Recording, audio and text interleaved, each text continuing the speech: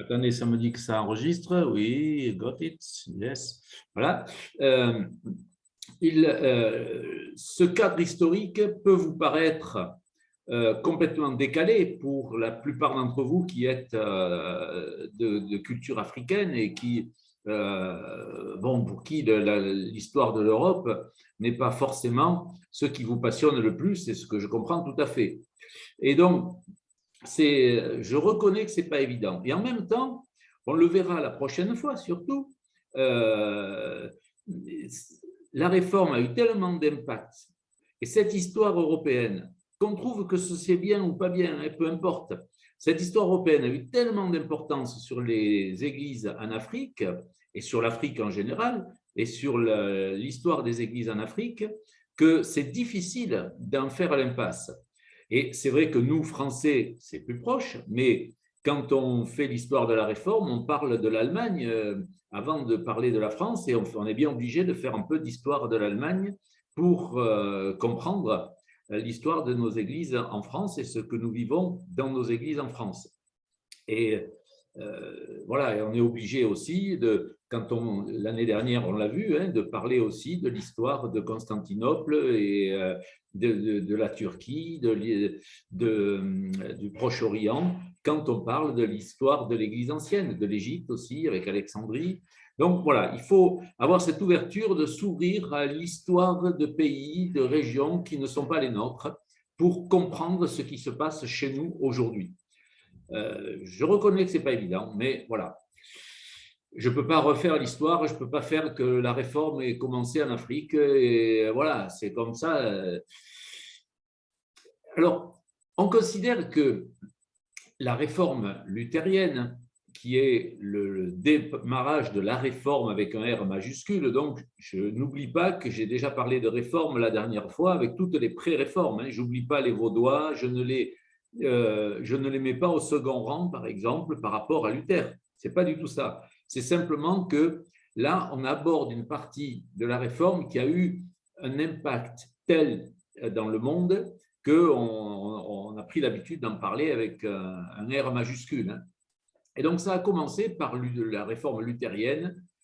On l'a fait commencer officiellement. Je dis officiellement parce que, bon, ce n'est pas un jour comme ça qu'elle a commencé. Le 31 octobre 1517, en Allemagne, donc à Wittenberg. Juste pour préciser les choses, le mot protestant lui-même a été employé pour la première fois en 1529, donc 12 ans après, hein, à la Diète de Spire. Jusque-là, on n'avait pas, le mot protestant n'existait pas. Et on a alors appelé protestants, c'était les premiers à être appelés protestants, les 6 princes et les 14 villes qui avaient signé un texte de protestation à la demande du prince de se rallier à Rome. Le prince leur a demandé de se rallier à Rome. Ils ont signé cette lettre de protestation disant non, nous on ne veut pas, on veut rester dans la ligne de Luther. Et donc, c'est comme ça qu'on les appelait protestants. Donc, 2 dates, hein, 1517, on va y revenir, hein, je vais vous expliquer ce que c'était, et 1529. Et le terme de protestant, lui, n'adviendra dans la langue française que 100 ans plus tard, quand les églises issues des différents courants de la Réforme vont réaliser qu'elles sont liées entre elles. Il fallait trouver un mot. Comment est-ce qu'on met ensemble des courants aussi divers? Eh bien, on a trouvé ce mot de protestant et on s'est tous mis là-dedans. Voilà. Après ces précisions, j'en reviens donc à Luther. Luther, donc, il est né en 1483, donc fin du XVe siècle, et il est mort en 1546, donc au milieu du XVIe. Luther, c'est un Allemand, hein, donc, a grandi dans une famille pieuse et sévère, comme beaucoup à l'époque, hein. Il est entré à l'université en 1501, où il a étudié le droit.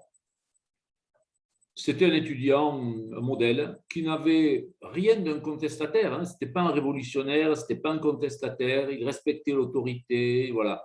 Et pour lui, Dieu est avant tout un juge à l'époque avec lequel il vaut mieux être en règle et du coup, il va faire tout ce qu'il peut pour cela, pour être en règle avec ce Dieu.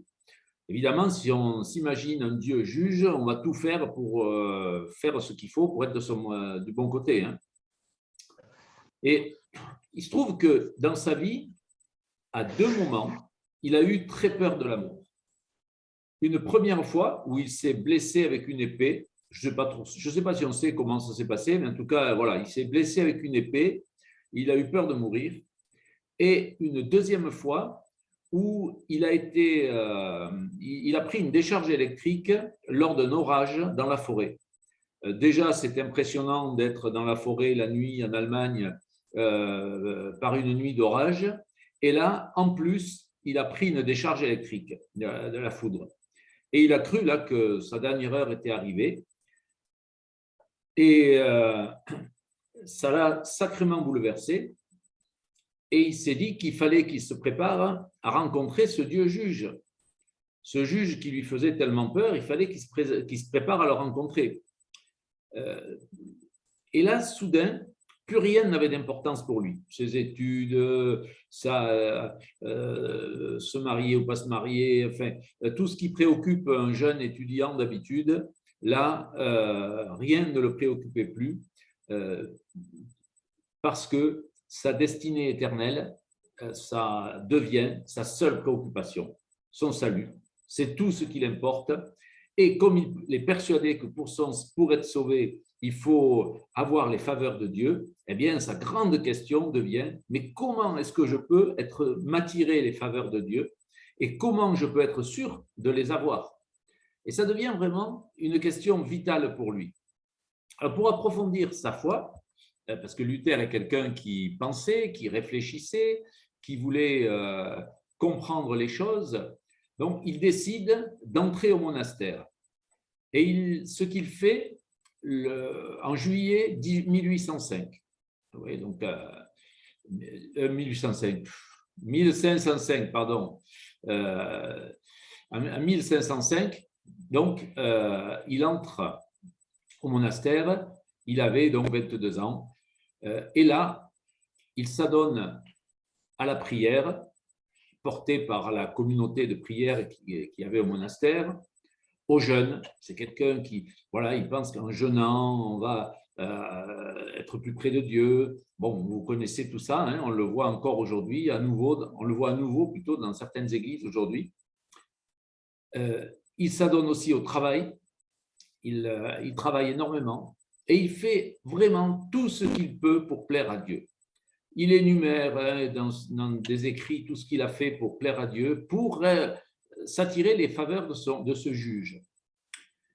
En 1507, il est ordonné prêtre, et 2 ans après, et c'est à ce moment-là qu'il a écrit il a écrit beaucoup d'autres choses, mais entre autres cette phrase: « Je croyais qu'il me fallait faire des bonnes œuvres jusqu'à ce que le Christ me fût par elles rendu favorable.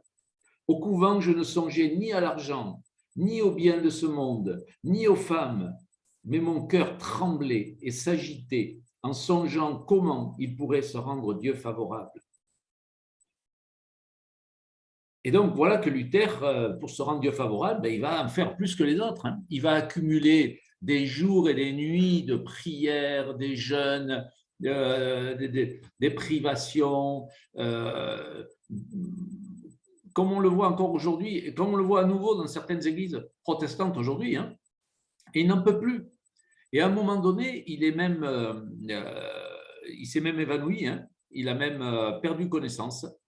Et donc, ayant perdu connaissance, il a compris là quand même qu'il était allé très très loin, hein, qu'il risquait peut-être d'en mourir. Hein. Et il a fini par dire cette phrase terrible: j'aimerais qu'il n'y eût point de Dieu.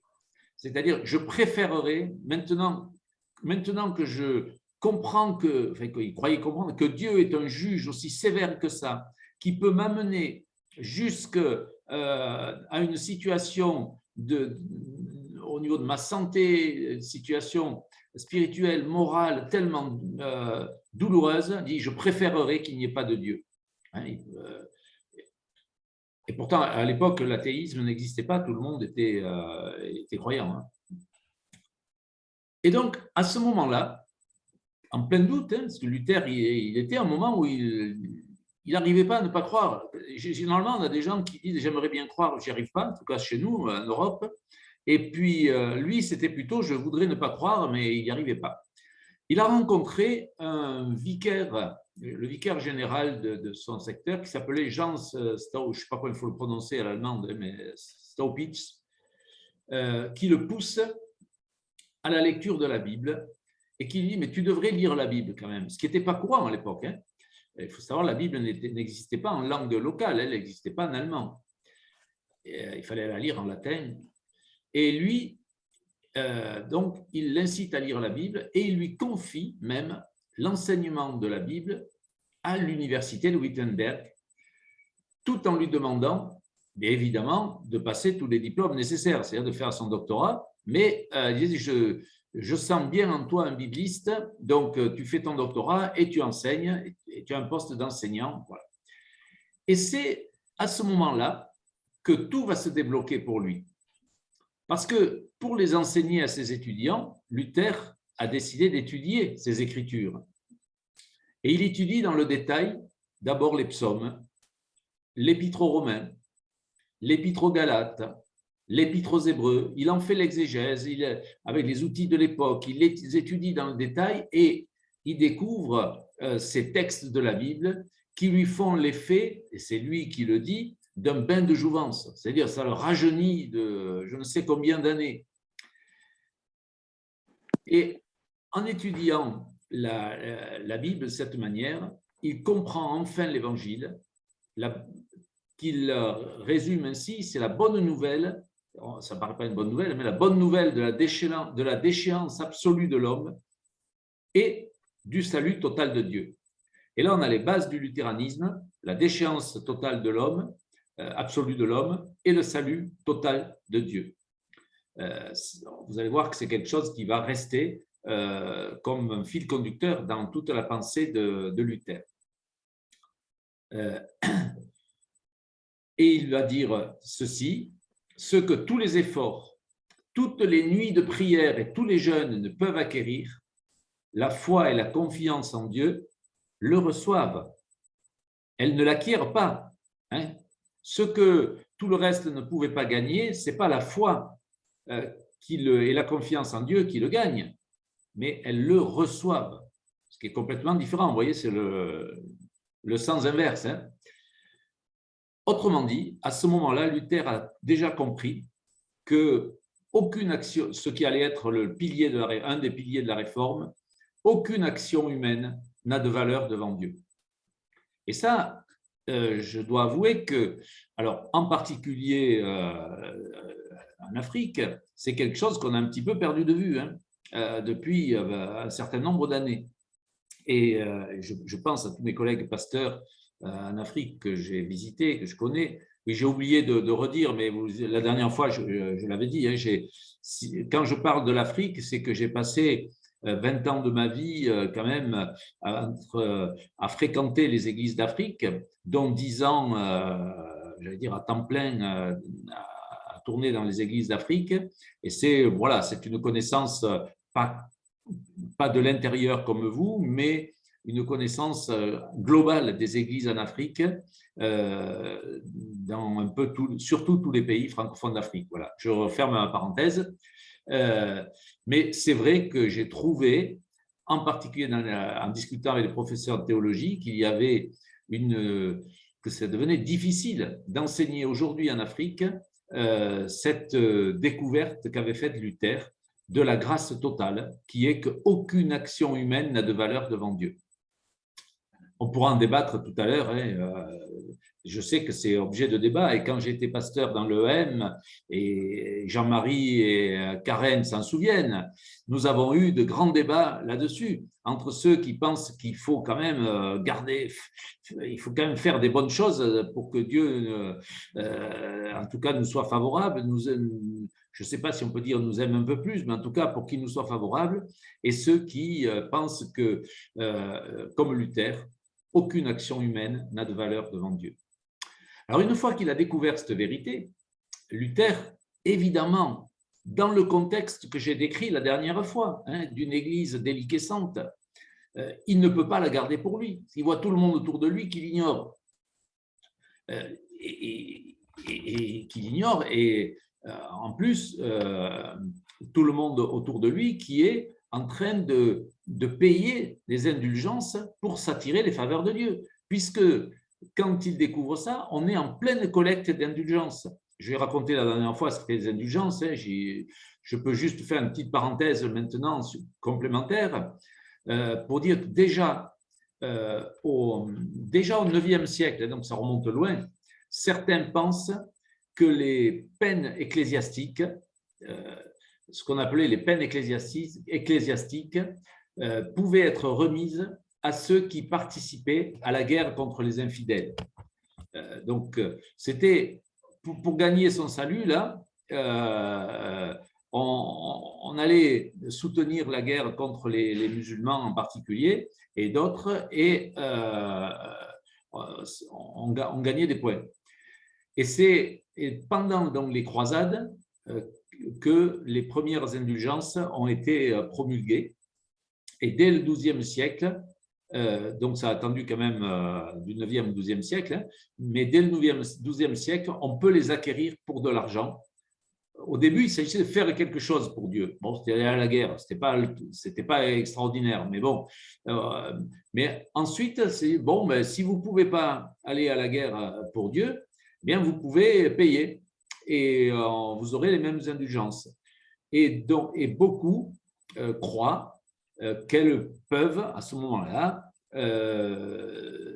raccourcir la durée du séjour au purgatoire, puisqu'on croyait qu'entre le paradis et l'enfer, il y avait ce purgatoire qui n'était pas un lieu très agréable et que les indulgences permettaient de sauter directement au paradis, ou en tout cas plus rapidement.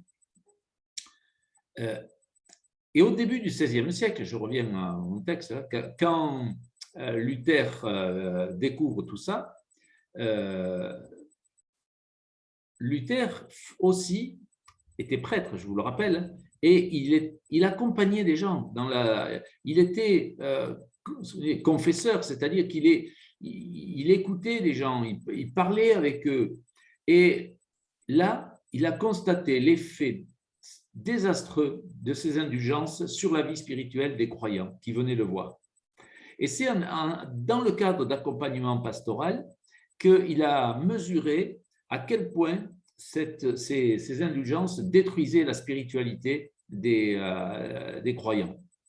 Alors, pour réagir, il a écrit ces fameuses 95 thèses, 95 propositions. Hein. Alors, vous le trouvez sur le net partout, hein, ces 95 propositions, ces 95 thèses, qu'il a affichées le 31 octobre 1517 sur la porte de la cathédrale de Wittenberg pour rappeler les vérités de l'Évangile face à cette dérive. Alors aujourd'hui, il y en a qui disent que ce n'est pas lui, qu'il y a des historiens qui doutent que ce soit vraiment Luther qui les ait affichées, etc. En tout cas, à partir de là, à partir de ce jour-là, du jour où elles ont été affichées, peu importe qui les a affichées, elles se sont diffusées. Et elles se sont diffusées et elles ont eu un effet qu'on va voir maintenant. Et juste, il faut rappeler aussi que ces thèses sont le fruit. Elles ne sont pas tombées comme ça, ce n'est pas un résumé de tout ce qu'il y a dans la Bible, hein, tout ce qu'il a découvert. C'est le fruit d'un débat public à l'université.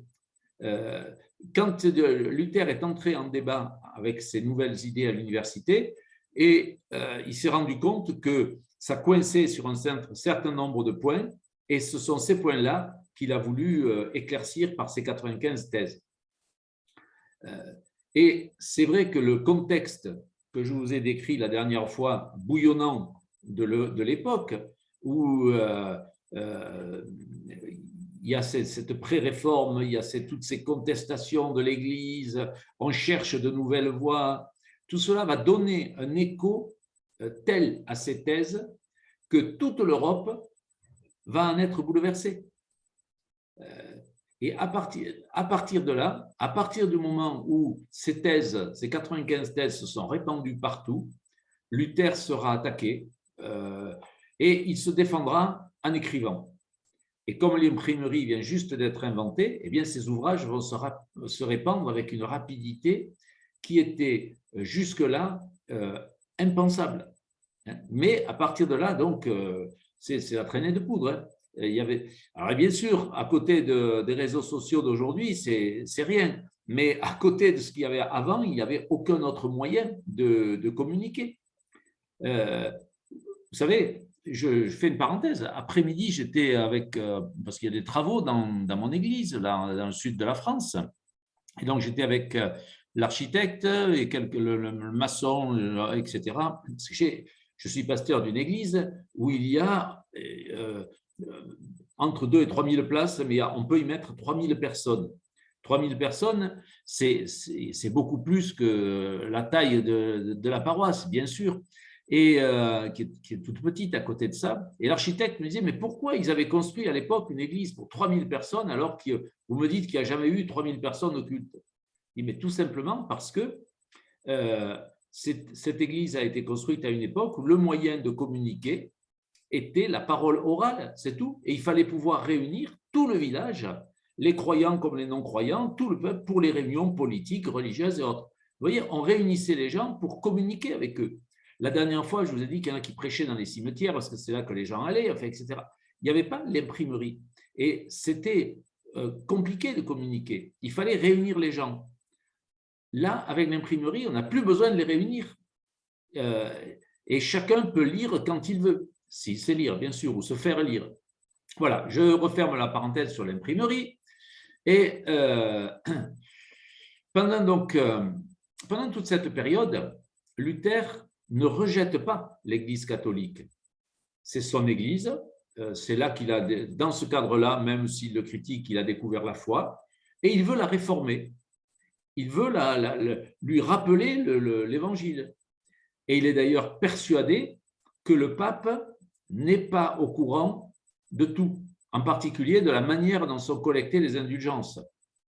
Et il dit même, si le pape le savait, il préférerait que la basilique Saint-Pierre s'en aille en cendres plutôt que de l'avoir édifiée avec la peau, la chair et les os de ses brebis. Parce que les collecteurs prenaient tout. Et ils en gardaient un peu pour eux au passage, évidemment. Et donc là, Luther, il est persuadé que le pape ne sait pas tout ça. Encore une fois, il n'y avait pas la communication qu'il y a aujourd'hui. Et il pouvait se passer des choses à Paris sans qu'à Rome, on en ait la moindre idée. Mais le pape ne le prend pas comme sur ce ton-là, et les choses s'enveniment. Et le pape excommunie Luther, mais avant de rendre l'excommunication exécutoire, parce que, vous savez, c'était ce pouvoir à deux têtes, hein, l'empereur et le pape, et le pape peut décider de l'excommunication, mais pour qu'elle soit vraiment exécutoire et que Luther soit mis au banc de l'Empire et pas simplement de l'Église, eh bien, il faut l'aval de l'empereur, et l'empereur Charles Quint décide quand même d'écouter Luther. Lui, il se dit, mais quand même, avant de le mettre au banc de l'Empire, j'aimerais bien l'entendre. Et Luther est convoqué devant la Diète de Worms. La Diète, c'est un genre de tribunal. Hein, et il y vient accompagné déjà, vous voyez que la réforme, le réveil de la réforme est parti assez rapidement, de 2000 personnes qui se sont spontanément jointes à lui. Comme ça, un mouvement qui est né, et pouf, on lui a demandé là de se rétracter. Et écoute, frère Luther, tu te rétractes, tu dis que tout ça, tu t'es trompé, et tu obéis, et tout rentre dans l'ordre. Mais Luther, contre toute attente, parce qu'il faut bien voir qu'à l'époque, c'était impensable de se rebeller comme ça. Luther refuse. Et il refuse en disant qu'il ne peut aller ni contre la parole de Dieu, qui est évidemment pour lui qui était les Écritures, ce n'était pas la parole du prêtre, ni du pape, ni contre sa conscience. Et ça, c'est une nouveauté. Parce que jusque-là, la conscience individuelle n'avait pas de droit de cité en Europe. Donc, je ne reviens pas sur ce que j'ai dit la dernière fois, hein, la Renaissance, vous vous souvenez, cette émergence de la conscience individuelle, l'individu qui commence à comprendre qu'il peut penser différemment des autres, alors que jusque-là, il était persuadé qu'il fallait… c'est la communauté qui pensait. C'est un peu comme on est musulman au Maroc, hein, c'est la communauté qui est musulmane et tu es dedans, tu es musulman, point. On ne te pose pas de questions. Et là, donc, Luther invoque la conscience individuelle, ce qu'on va évidemment va dire, mais frère Luther, abandonne cette conscience et tout ira bien. Et Luther, il ne peut pas, hein, vous comprenez. Mais bon, cette étape est peut-être une des plus connues de son histoire, donc je la passe. Alors là aussi, les historiens questionnent de savoir exactement si ce qu'il a dit ce jour-là. J'ai assisté à une conférence d'un historien allemand l'année dernière à Montpellier, où il a parlé pendant 2 heures pour savoir si Luther avait vraiment dit ces paroles exactement comme ça, ou si ce sont ses amis qui les ont rapportées, on fait l'exégèse de ces paroles. Enfin bref, il faut dire que c'est… voilà, moi je vous raconte l'histoire telle qu'elle est racontée généralement. Je n'entre pas dans ces détails. On n'est pas dans un cours d'histoire ici. Donc, Luther, il a été, à partir de là, protégé par l'électeur de Saxe, c'est-à-dire une espèce de seigneur local, hein, un seigneur à qui il doit sa sécurité. Et là, il va continuer à écrire. Il ne pourra pas sortir. Parce que s'il sort, comme il va être mis au banc de l'Empire, après, on risque de le tuer. Tout le monde a le droit de le tuer. Donc, il reste, il se cache, il est protégé au château, hein, il n'est pas en prison, hein, du tout. Mais, oui. Ah, j'ai cru qu'il y avait… Non, mais c'est un micro qui s'est ouvert, mais c'est bon. Ah, d'accord, donc, je continue. Je m'arrêterai un peu après Luther pour s'il y a des questions. Hein, D'accord. Et il va continuer à écrire, et là, il va commencer à remettre en cause les hiérarchies de l'Église catholique. Et certainement, sans mesurer toutes les conséquences de son positionnement, Luther est en train de favoriser les nationalismes européens face à l'Empire, puisqu'il remet en question l'autorité de Rome tout en se plaçant sous l'autorité d'un seigneur allemand. Vous comprenez le phénomène, hein? Jusque-là, c'est l'Empire. Et Luther, il dit, oh, mais moi, je me donne le droit de penser différemment et parce que je suis protégé par un seigneur local, allemand. Et il faut dire que ça tombait bien, c'était le bon moment parce que les Allemands commençaient à trouver pas très normal que l'argent de l'Allemagne parte systématiquement à Rome pour aller alimenter l'économie romaine tout en appauvrissant l'Allemagne. Vous comprenez? Et tous ces gens qui venaient de Rome, qui collectaient des sommes conséquentes et qui amenaient tout ça à Rome et les Allemands vivaient dans la misère, voilà, ça avait ses limites. Et Luther, il arrive là et il montre que un seigneur local peut le protéger, qu'il peut penser différemment, qu'il peut ne pas être d'accord avec Rome. Et tout ça, vous voyez, ça se rejoint dans un même mouvement qui va favoriser l'éclatement de l'Empire. Les ouvrages de Luther vont être diffusés, comme je l'ai déjà dit tout à l'heure, très largement. Son texte à la noblesse, qui s'appelle « À la noblesse chrétienne », où il s'adresse aux nobles, est vendu à 4000 exemplaires en 6 jours. Ce qui était du jamais vu.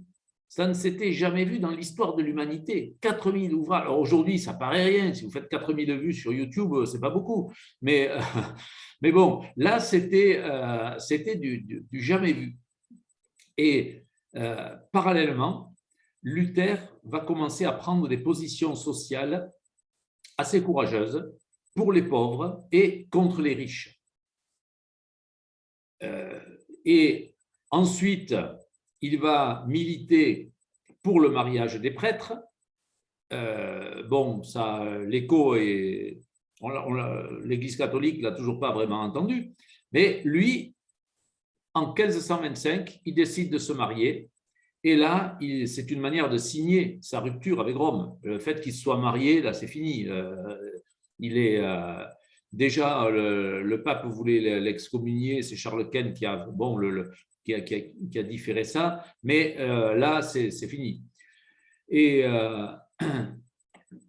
donc, voilà, Luther a ensuite énormément écrit, énormément. Dans cette période, moi, je sais pas, ça fait sur une bibliothèque, ça fait, je sais pas moi, combien ça fait, ouais, il y a 1,50 m de livres de Luther, hein, et c'est écrit des livres où c'est écrit serré, hein, des gros livres.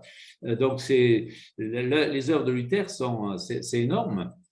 Et bien entendu, il a écrit de nombreux commentaires de la Bible, mais parmi les textes qui ont fait fureur à l'époque, il y a eu son traité de la liberté chrétienne. Ça, pour moi, c'est une œuvre majeure de Luther. C'est tout petit, hein, ça vous pouvez le trouver, je suis sûr.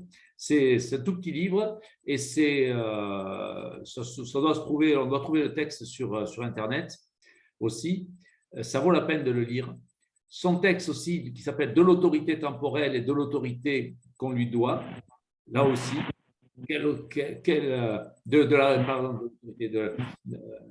du respect qu'on lui doit.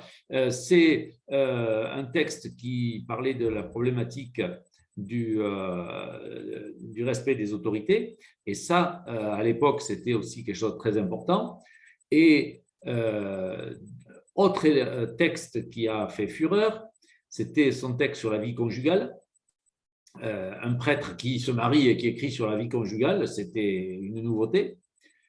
Et qui en faisait surtout une lecture théologique. Et puis un texte aussi pour l'établissement des écoles, puisqu'il voulait que tout le monde apprenne à lire et à écrire. Donc ça, vous voyez, ce sont des petits livres qu'il a écrits qui ont fait fureur assez rapidement, en plus de ses commentaires bibliques et de tout le reste. Luther était quelqu'un de très hospitalier.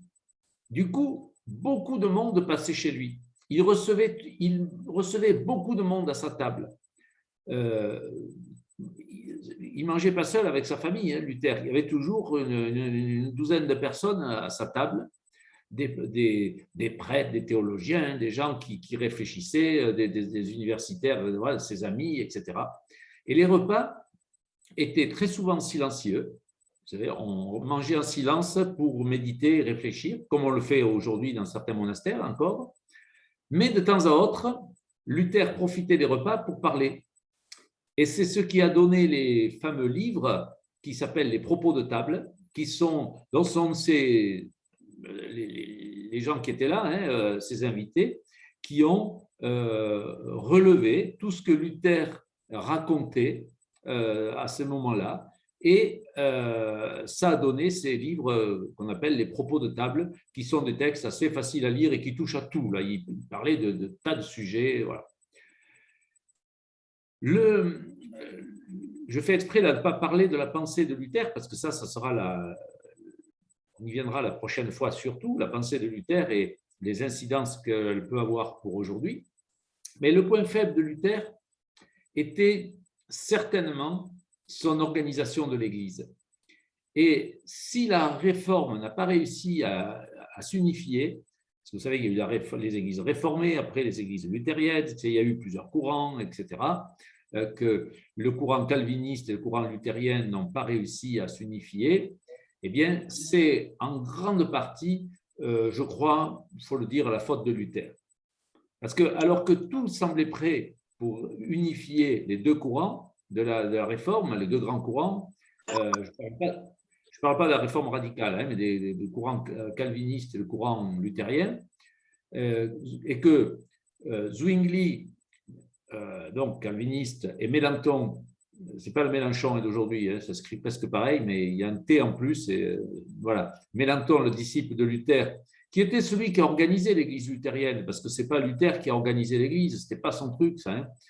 Eux avaient trouvé un accord et étaient prêts à faire Église ensemble. Luther n'a pas voulu céder sur un seul point de théologie, qui était sa conception de la Sainte Seine.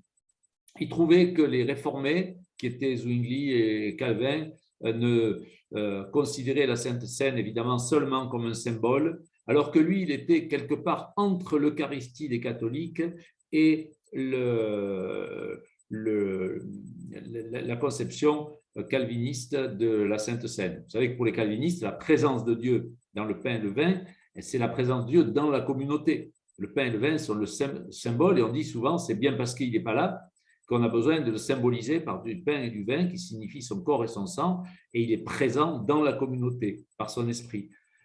Pour les catholiques, le pain et le vin deviennent, non pas dans leur, pour reprendre les mots du Moyen-Âge, non pas dans leurs accidents, mais dans leur substance, deviennent réellement le corps et le sang du Christ. Et les luthériens, c'est un peu entre les deux. Luther, quand on a dit, mais alors comment tu expliques ta conception de la Sainte Seine? Il dit, ben, Dieu est présent, le Christ est présent dans le pain et le vin. Il y avait un fer rougi par le feu, semble-t-il, dans l'âtre, dans la cheminée. Là, puisqu'en Allemagne, on avait des cheminées, on se chauffait. Il dit, mais c'est comme la chaleur dans ce fer. Il est présent dans le pain et le vin comme la chaleur est présente dans ce fer. Voilà comment il disait les choses. Et il n'a pas voulu céder là-dessus. Et du coup, eh bien,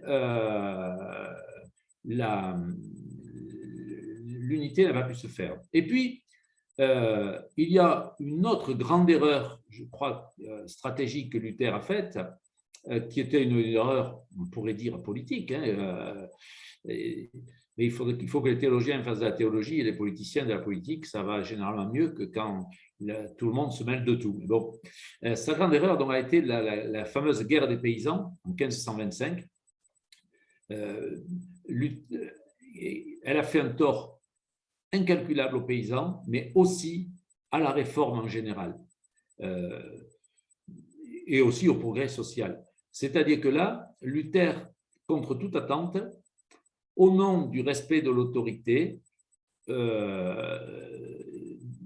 a soutenu, enfin a lâché les paysans qui étaient en révolte.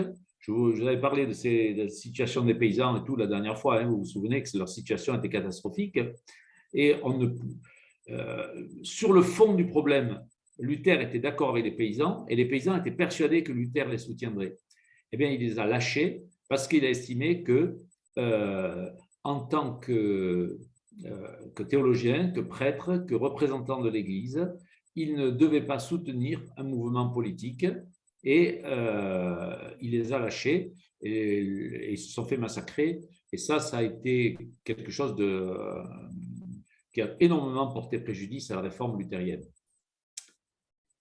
Voilà ce que je voulais dire sur l'histoire de Luther. C'est pas, voilà, la théologie luthérienne viendra un peu la prochaine fois, mais on voit déjà se dessiner un peu cette théologie de Luther, hein, avec rien de ce que je peux faire n'est utile à Dieu. Donc, cette théologie de la grâce qu'il a développée plus que quiconque, c'est vrai.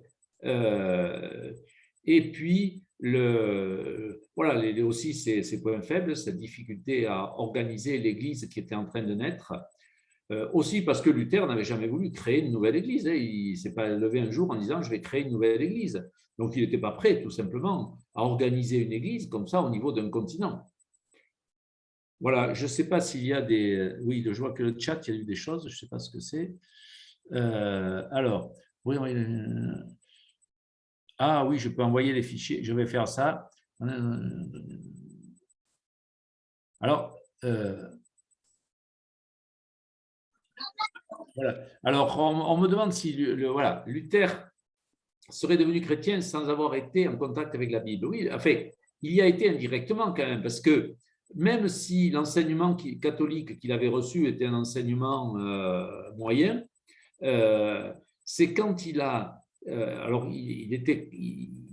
Luther, il est né dans un contexte complètement christianisé, complètement chrétien. On ne se posait pas de questions à l'époque. Et donc, quand il a découvert la Bible, ça a été, comme on dit, son bain de jouvence, ça a été une conversion au sens littéral du terme, c'est-à-dire un demi-tour. Luther a complètement basculé à ce moment-là. Et quand il a été en contact avec la Bible, bien sûr. Mais c'est vrai que lui, il va insister lourdement sur le fait que c'est la foi et la confiance en Dieu qui sauvent, et ce n'est pas le fait de connaître la Bible, ce n'est pas une connaissance de la Bible qui sauve. La connaissance de la Bible lui a permis d'affirmer que Dieu sauvait gratuitement, quoi, hein. Alors, il y a une autre question. On dit qu'à l'époque, il n'y avait pas de moyens sophistiqués de communication, bien sûr. Et comment Luther, qui était en Allemagne, faisait-il pour communiquer avec Rome? Et grande question. Mais à l'époque, il y avait quand même des communications par voie de terre. Il y avait des courriers qui portaient des lettres, hein, dans tous les sens en Europe, hein. Ça fonctionnait assez bien. Le fait qu'il y ait, je pense, c'est en grande partie à cause de l'Empire, hein. Vous savez qu'on a toujours dans le sud de la France, là où je suis, des routes qui ont été faites par les Romains pour pouvoir communiquer avec toute leur province. Les Romains, c'était quand même des siècles avant. Et ces routes avaient été très bien faites, et au point qu'elles existent toujours avec des dalles de pierre, etc., sur des centaines de kilomètres. Et tout ça permettait quand même de communiquer, d'aller à cheval, porter des messages à droite, à gauche. Il y a des gens dont c'était le métier. Voilà, comment communiquer. Mais ça mettait du temps, hein. C'est pour ça que quand on dit que Luther communiquait avec Rome, quand il n'avait pas une réponse tout de suite, c'est pour ça qu'il imaginait que le pape ne savait pas. On pouvait imaginer que le pape ne sache pas ce qui se passe en Allemagne parce qu'il fallait un temps assez long avant que ça se communique.